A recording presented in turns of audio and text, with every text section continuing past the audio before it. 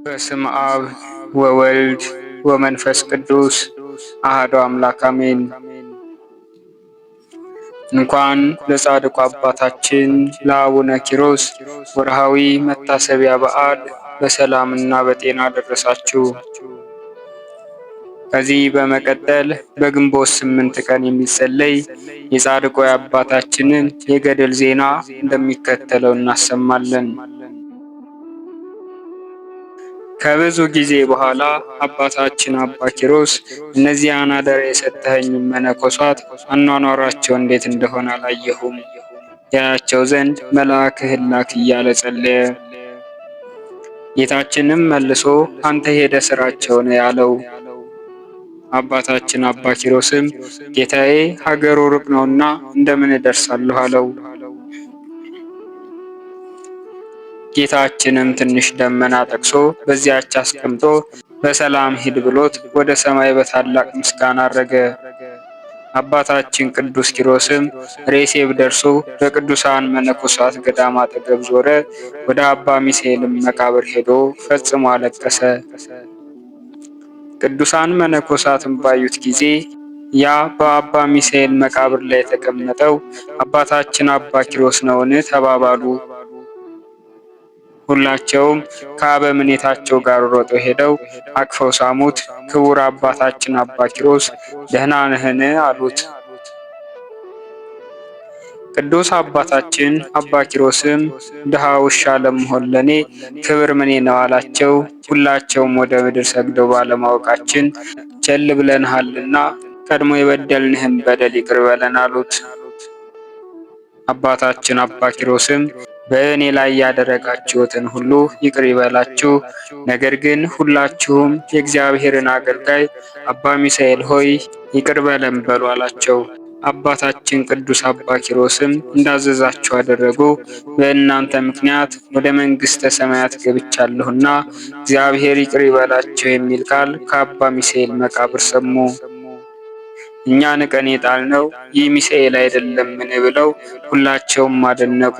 አጽሙንም አፍልሰው ወደ ቤተ ክርስቲያን ሊያስገቡ ወደዱ። አባታችን አባ ኪሮስም ፈልሰው የሚኖሩ የባህታውያንንና በገዳም የሚኖሩ የመነኮሳትን ዋጋ ያገኝ ዘንድ በዚህ ይሻለዋልና ተዉት አላቸው። ከዚህም ሁሉ የሚበልጥ ነግራችኋለሁ፣ በቃል ኪዳኑ ትድኑ ዘንድ መታሰቢያውን አድርጉ። ይህም ከመቃብሩ የፈለቀው ጠበል ለልጅ ልጅ ፈውስ ይሆናችኋል አላቸው። ቅዱሳን መነኮሳትም አባታችን አባ ኪሮስን ና ወደ ቤተ ክርስቲያን እንውጣ አሉት። እርሱም እሺ አላቸው። ተሸክመው ሊወስዱትም ወደዱ። እርሱ ግን እምቢ አላቸው። ዳግመኛም ልቡናም ማደንደን እግዚአብሔር ይጠላልና ልባችሁም በመብልና በመጠጥ አታደንድኑ ብሎ አስተማራቸው። በልቦናችሁ የሐር ልብስ መብልና መጠጥን ወርቅንና ብርም መውደድ አይገባም፣ ይህ ሁሉ ፈጽሞ ያልፋልና። ነገር ግን በሰማያት መዝገብን ታገኙ ዘንድ ሕመምተኞችን ጎብኙ፣ ያዘኑትን አረጋጉ፣ መጻተኛውን በቤታችሁ ውስጥ አሳድሩ፣ እንግዳ ተቀበሉ፣ እግዚአብሔርን ፈጽማችሁ ውደዱት ፍሩትም አላቸው። ይህን እያለ አስተማራቸው። ከቤተ ክርስቲያንም ደረሱ። አባታችን አባ ኪሮስም የልዑል ክርስቶስ ማደሪያው ሆይ ሰላምታ ይገባሻል እያለ ቤተ ክርስቲያኗን ተሳለማት። ያችን ቤተ ክርስቲያን ባህታዊ ክቡር ኪሮስ ሆይ ለአንተም ሰላምታ ይገባሃል አለችው። አባታችን አባ ኪሮስም እያደነቀ ከቤተ ክርስቲያን ወጣ። አበምኔቱም አባታችን አባ ኪሮስን ከቤት ታድር ዘንድ ና አለው። አባታችን ኪሮስም ማደሪያዬ የአባ ሚሳኤል ቤትስ ወዴት አለ አለው። የአባ ሚሳኤልንስ ቤት አረማውያን እኛን በገደሉ ጊዜ በእሳት አቃጥለውታል አለው። አባታችን አባ ኪሮስም የጻድቃን ስራቸው እንደዚህ ነው፣ በፍርድ የራሳቸውንም ቤት አይተውም አለው። አባታችን ቅዱስ ኪሮስ ግን ወደ አበምኔቱ ቤት አልገባም። ከገዳሙ ውጪ ከአባ ሚሳኤል መቃብር ፊት ለፊት አደረ እንጂ። በማግስቱም ከዚያ ወጥቶ ቅዱሳን መነኮሳትን ተገናኛቸው። ሰላም ለእናንተ ይሁን፣ በጸሎታችሁ አስቡኝ፣ ከእንግዲህ ወዲህ በመንግሥተ ሰማያት እንጂ በምድር አንተያይም አላቸው። ደመናም መጥቶ ነጥቆ በ7 ሰዓት ከበዓቱ አደረሰው። አጋንንትን እየገዛቸው 7 ወር ኖረ። ኑ ሲላቸው ይመጣሉ፣ ሂዱ ሲላቸው ይሄዳሉ። በእንደዚህ ያለ ሥራ ብዙ ቀን ቆየ። ከዕለታት አንድ ቀን በእንቅጥቅጥ በሽታ ከጠዋት እስከ ማታ በጠና ታመመ። አባታችን አባ ኪሮስም ወደ እርሱ ይወስደኝ ዘንድ እግዚአብሔር ጎበኘኝ አለ። በዚያች ሌሊት በጽኑ ታሞ አደረ። የጸሎት ሰዓት በደረሰ ጊዜ ጉልበቱም ደከመ፣ መስገድም ተሳነው። አባታችን አባ ኪሮስም ልትወስደኝ ከፈለክ ፈጥነህ ውሰደኝ፣ የማትወስደኝ ከሆነ ግን የትሩፋት ሥራዬ እንዳይታጎል ፈቃድህን ለመፈጸም አጽናኝ አለ። ሰርክ በሆነ ጊዜ ፈጽሞ ተራበ፣ ወደ ምድርም ፍግምግም አለ። ወደ ሰማይ ቀና ብሎ በሥላሴ ስም አማተበ። ያን ጊዜ ቅዱስ ሚካኤል ተገልጾ አባ ኪሮስ ሆይ ምግብ ትሻለህን? አለው።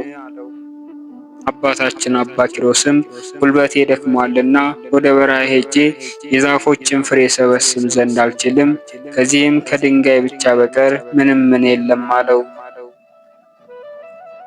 ቅዱስ ሚካኤልም ለፈጣሪ ሁሉ ይቻለዋልና ይህንን ድንጋይ ኅብስት ሁን ቢለው ይሆናል አለው።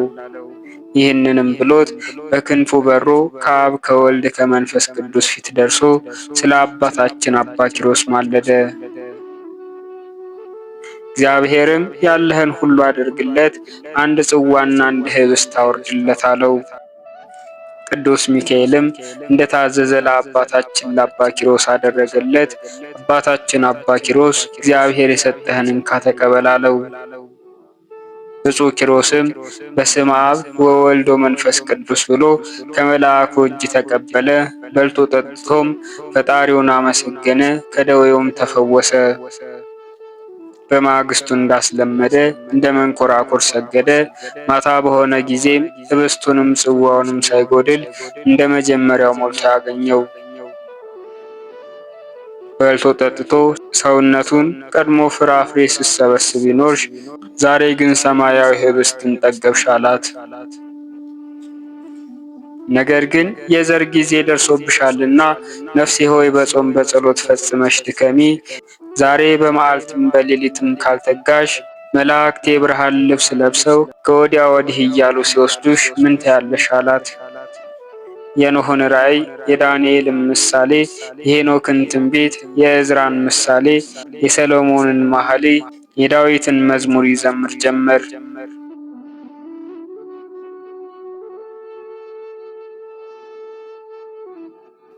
ሰርክ በሆነ ጊዜ ጽዋው ሳይጎድል የኅብስቱ ላበት እየጤሰ ያገኘዋል። ያንን ኅብስት ያንን ጽዋ አንስቶ ይመገባል። በሦስተኛው ቀን 2 ሰዎች በገዳማውያን መነኮሳት አምሳል ወደ እርሱ ሲመጡ አየ።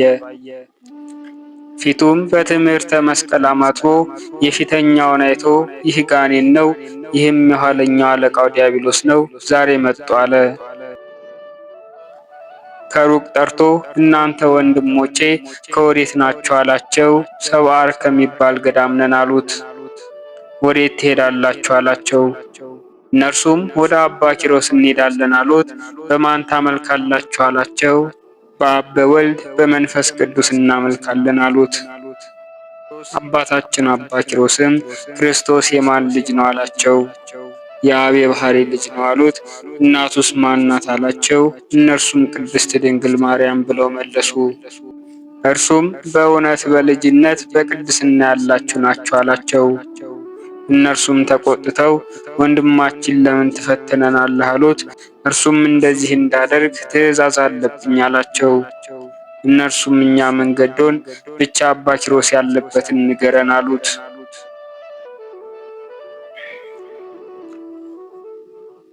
አባታችን አባ ኪሮስም ስለምን ትሹታላችሁ አላቸው። ከእርሱ ጉዳይ አለንና ነው አሉት። እርሱም አባ ኪሮስ እኔ ነኝ አላቸው። አባታችን አባ ኪሮስም አኀው ወደ እናንተ በመጡ ጊዜ እንደዚህ ሳትፈትኑ ሃይማኖታቸውንም ሳትመረምሩ ወደ ቤታችሁ ወደ ማህበራችሁም አታስገቧቸው፣ ሰይጣን ለማሳት መነኮሳትን መስሎ ይመጣልና አላቸው።